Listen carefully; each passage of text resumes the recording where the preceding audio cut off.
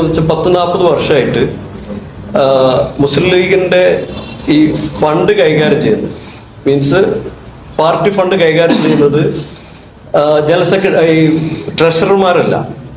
കുഞ്ഞാലിക്കുട്ടി സാഹിബ് ഡയറക്റ്റാണ് ഈ ഫണ്ട് കൈകാര്യം ചെയ്യുന്നത്. കുഞ്ഞാലിക്കുട്ടി സാഹിബാണ് ഈ ചന്ദ്രികന്റെ ഈ പറയപ്പെട്ട ലീഗൽ ഇഷ്യൂവിൽ അദ്ദേഹത്തിനാണ് പങ്കുള്ളത്.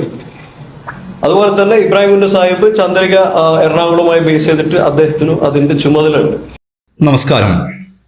പാണക്കാട് ഹൈദർ അലി ശിഹാബ് തങ്ങളുടെ മകനായ മൊയ്ൻ അലി ശിഹാബ് തങ്ങളെ ഇന്ത്യൻ യൂണിയൻ മുസ്ലിം ലീഗിന്റെ പ്രധാന ഓഫീസിൽ വെച്ച് അസഭ്യവർഷം നടത്തുകയും ആക്രമിക്കാൻ ശ്രമിക്കുകയും കൊലപ്പെടുത്തുമെന്നും വീൽചെയറിൽ സഞ്ചരിക്കേണ്ടി വരുമെന്നും ഭീഷണിപ്പെടുത്തിയ റാഫി പുതിയ കടവിലിന് സംരക്ഷണം ഒരുക്കിയത് ഇന്ത്യൻ യൂണിയൻ മുസ്ലിം ലീഗിന്റെ ഉന്നതരുടെ ഒത്താശയോടെയാണെന്ന് പോലീസ് നൽകുന്ന സൂചന.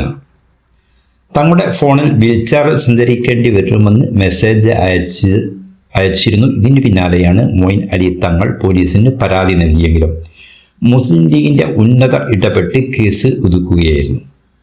ചന്ദ്രിക ദിനപത്രവുമായി ബന്ധപ്പെട്ട് കോടിക്കണക്കിന് രൂപയുടെ അഴിമതി സംബന്ധിച്ചും പണം തിരിമറി സംബന്ധിച്ചും കോഴിക്കോട് ഇന്ത്യൻ യൂണിയൻ മുസ്ലിം ലീഗിന്റെ പ്രധാന ഓഫീസിൽ ചന്ദ്രിക ദിനപത്രത്തിന്റെയും മുസ്ലിം ലീഗിന്റെയും അഭിഭാഷകനായ മുഹമ്മദ് ഷാ വിളിച്ചു ചേർത്ത വാർത്താ സമ്മേളനത്തിലാണ് പാണക്കാട് മൊയ്ൻ അലി തങ്ങളെ അസഭ്യവർഷം നടത്തിയതും ആക്രമണം നടത്തിയതും. പെട്ടെന്ന് തന്നെ വാർത്താ സമ്മേളനം നിർത്തിവെച്ച് മൊയ്ൻ തങ്ങളെ കാറിൽ കയറ്റി രക്ഷപ്പെടുത്തുകയായിരുന്നു. ചന്ദ്രിക ദിനപത്രത്തിന്റെ ചെയർമാനായ ഹൈദർ അലി തങ്ങൾക്ക് എൻഫോഴ്സ്മെന്റ് ഡയറക്ടറേറ്റ് ചന്ദ്രിക ദിനപത്രവുമായി ബന്ധപ്പെട്ട് കോടിക്കണക്കിന് രൂപയുടെ തിരിമറിയും അഴിമതിയും ബിനാമി ഇടപാടുമായും ബന്ധപ്പെട്ട വിശദീകരണം ചോദിച്ചു നൽകിയ നോട്ടീസ് കിട്ടിയതിന് പിന്നാലെയാണ് രോഗബാധിതനാവുകയും ബോധരഹിതനായ തങ്ങളെ ഹോസ്പിറ്റലിൽ, അതിനെ തുടർന്ന് ആ പുണ്യാത്മാവ് നമ്മിൽ നിന്നും വിട പറയുകയും ചെയ്തു.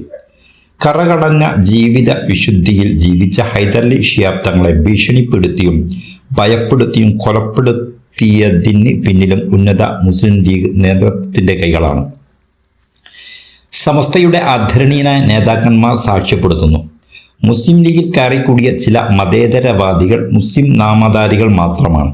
മുസ്ലിം സമുദായത്തിനെ ഒറ്റിക്കൊടുത്തും ചൂഷണം ചെയ്തും കോടികൾ സമ്പാദിക്കുന്ന മുസ്ലിം കപട വേഷധാരികളെ സമുദായ നേതാക്കന്മാർ തിരിച്ചറിയണം. ഇസ്ലാമിക ദീനീ പ്രസ്ഥാനങ്ങൾ മതേതരത്തിന്റെ മേലങ്കി അണിഞ്ഞു വരുന്ന ജൂത പരീക്ഷകളെ മുസ്ലിം സമുദായത്തിൽ ഇല്ലായ്മ ചെയ്യാൻ ശ്രമിക്കുന്നു. ഈ സമുദായ നേതാക്കന്മാർ തിരിച്ചറിഞ്ഞെങ്കിൽ നാളെ സയ്യിദന്മാരും സുന്നി ആദർശം നിലനിർത്തുന്ന പണ്ഡിത ശ്രേഷ്ഠന്മാരും ജൂത പരീക്ഷകളുടെ ട്രാപ്പിൽ പെടുമെന്ന് മറക്കരുത്. മുസ്ലിം ലീഗിൽ കുഞ്ഞാലിക്കുട്ടിയുടെ ഏകാധിപത്യ പ്രവണതക്കെതിരായി ചന്ദ്രിക ദിനപത്രത്തിൽ കോടിക്കണക്കിന് രൂപയുടെ ബിനാമി ഇടപാടുകളുമായും അഴിമതി സംബന്ധിച്ചും പാണക്കാട് മൊയ്ൻ അലി തങ്ങളുടെ പ്രതികരണമാണ് ഇതിനു പിന്നിൽ എന്നും ജനങ്ങൾ മനസ്സിലാക്കി കഴിഞ്ഞു. 40 വർഷത്തിലധികമായി ചന്ദ്രിക ദിനപത്രവുമായി ഇന്ത്യൻ യൂണിയൻ മുസ്ലിം ലീഗിന്റെ പ്രവർത്തന ഫണ്ടും പണം കൈകാര്യം ചെയ്യുന്നതും PK കുഞ്ഞാലിക്കുട്ടിയാണ്. മുസ്ലിം ലീഗ് കേരളത്തിൽ ഭരണമില്ലെങ്കിലും CPMന്റെ ഉന്നതരായ നേതാക്കന്മാർ കുഞ്ഞാലിക്കുട്ടിയുടെ സംരക്ഷണത്തിനെത്തും. EK നായനാരുടെ കാലത്ത് പൊളിറ്റിക്കൽ സെക്രട്ടറിയായിരുന്ന P ശശിയും EK നായനാരുമെല്ലാം കുഞ്ഞാലിക്കുട്ടിയുടെ സംരക്ഷകരായിരുന്നു. ഇപ്പോൾ സഖാവ് പിണറായി വിജയനും കുഞ്ഞാലിക്കുട്ടിയുടെ ഒത്താശ ചെയ്തു നൽകുന്നു. കേന്ദ്രം ഭരിക്കുന്ന BJP ആണെങ്കിലും കുഞ്ഞാലിക്കുട്ടിക്ക് വേണ്ടി പ്രവർത്തിക്കാൻ കേന്ദ്രമന്ത്രി അടക്കം തയ്യാറാണ്. BJPയുമായി എല്ലാ നീക്കുപോക്കുകളിലും കുഞ്ഞാലിക്കുട്ടി സജീവമാണ്.